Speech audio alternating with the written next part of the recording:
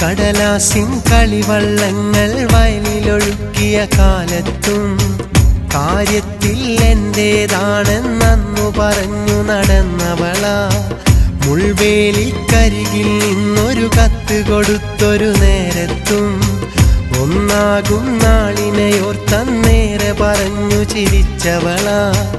ഈ ജന്മമെനിക്കാണെന്നും മരണം വരെ പിരിയില്ലെന്നും മണിമാരൻ ഞാനാണെന്നും പിരിഞ്ഞെന്നാൽ മരണം എന്നും പലവട്ടം സത്യം കയ്യിലടിച്ചു പറഞ്ഞവളാ.